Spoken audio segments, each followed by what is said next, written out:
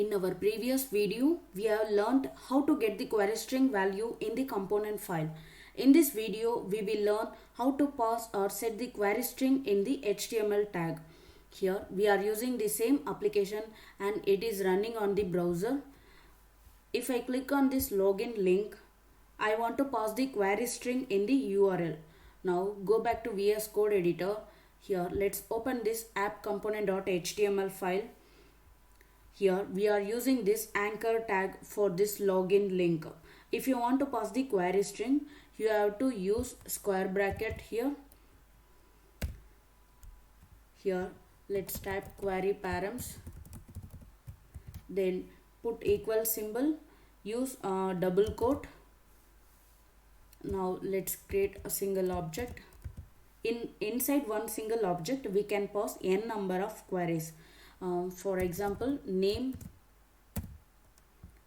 let's say Sharan.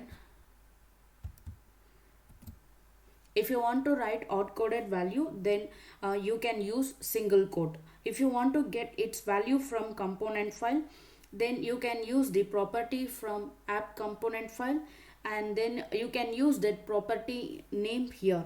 That's it. Now save the changes. Go back to the browser. Here click this login.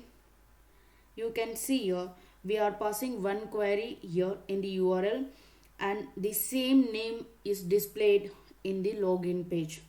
Okay, now I want to pass two query string at this place. Put comma, then email.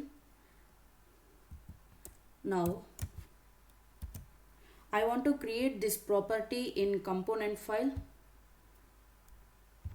So here let's create public email